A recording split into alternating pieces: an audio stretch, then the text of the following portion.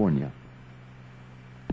Columbia, this is Houston through Yargady. We're standing by.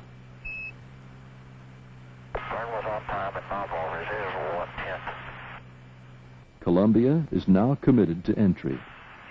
With an RCS post-burn maneuver and several firings, it is oriented to a heads-up, nose-first attitude headed toward entry interface. This is where the atmosphere begins, at approximately 400,000 feet.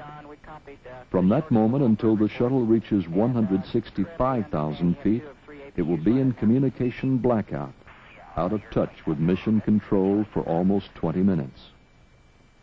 The landing site is almost 4,400 miles from entry interface. Chase planes are preparing to take off.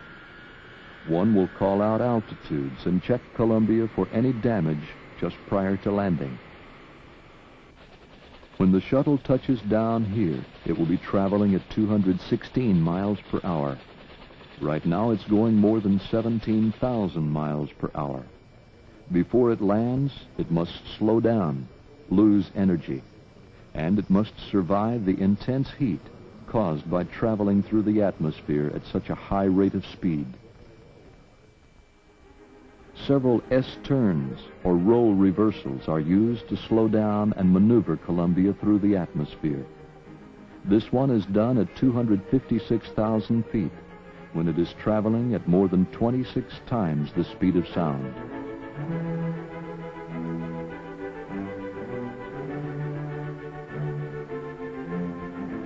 This one is done at 208,000 feet. During these two roll reversals, entry heating is most severe, with temperatures reaching 2,500 degrees some places on the vehicle. The aluminum skin will melt at 320 degrees. The silicate tiles must insulate the vehicle from the tremendous heat. Since there is no test facility on Earth to simulate the aerodynamic and structural environment Columbia is in right now, only calculations could be used to predict what would happen during this phase of the flight.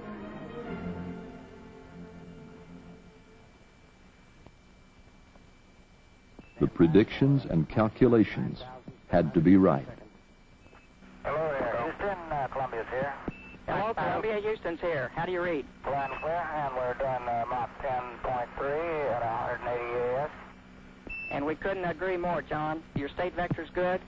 We've got good data in-house. Okay. The entry trajectory, velocity, and position look good.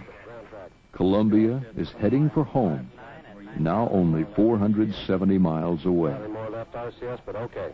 Right, we're showing a roll. And John, we're showing you rolling right. Looking good. Right, normal roll.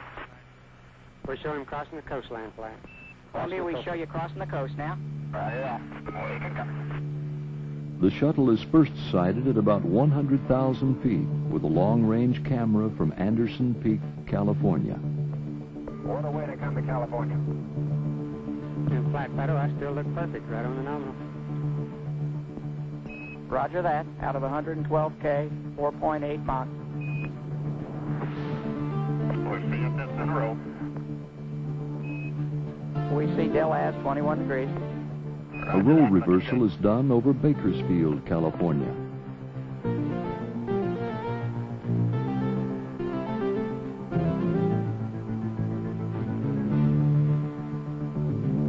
Oh, that's beautiful. Trace has a tally. Roger, And we're seeing 1.3 Gs coming around the hat. Roger that. The astronauts are making the final turn to line up with the runway.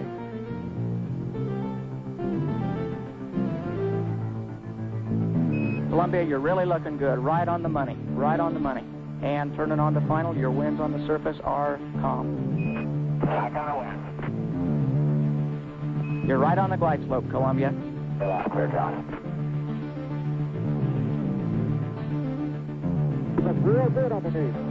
Everything looks real good. Chase reports no tile or other damages evident underneath the shuttle. Columbia's altitude is now just over 5,000 feet.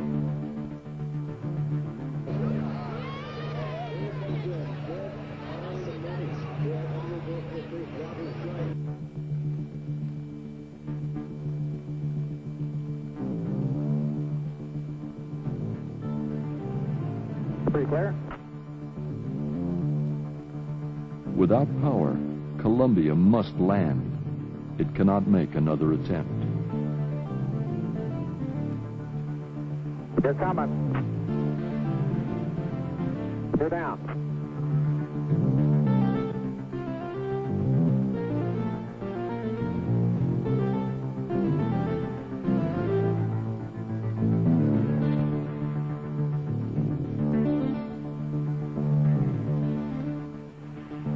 Feet. 40, 30, 20, 10, 5, 4, 3, 2, 1, touchdown. Those gears come. 5, 4, 3, touchdown. Hook 'em off, skipper.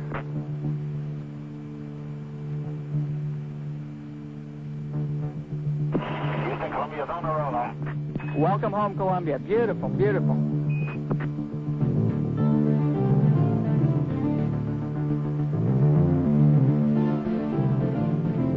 You'll have to take it up to hangar, Joe. We're going to dust it off first.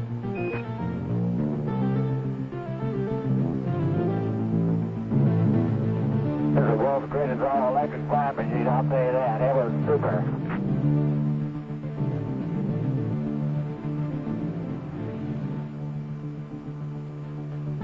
Okay, convoy's on its way. Convoy on. We'll stop on the Columbia. We'll stop.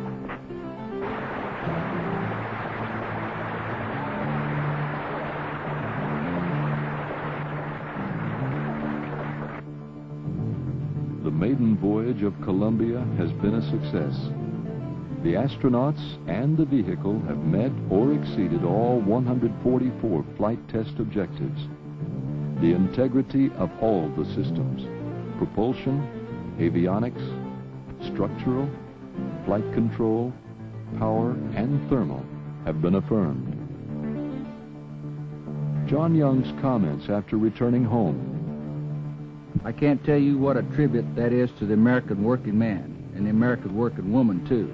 You can't imagine the variety of people who worked on this vehicle, from all walks of life, all capabilities and limitations. It's all due to their individual efforts. They proved that they can do the job. They proved it for the world to see. And I'm mighty proud to be associated with folks like that. What a tribute indeed. The Columbia represents an achievement in aerospace technology and development never before realized in the history of manned spaceflight. It is our basic building block for the future. It's what we've been trying to do for the last 10 years. We've got a vehicle with a payload performance that will allow us to do that, much cheaper than we've been able to do it before. It will immeasurably improve the defensive capability of the country.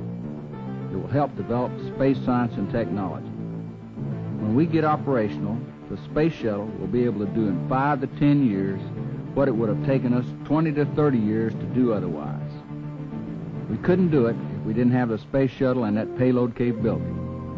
And the sooner we do those things, the better off the country's going to be. A revolutionary new era in space transportation has just begun.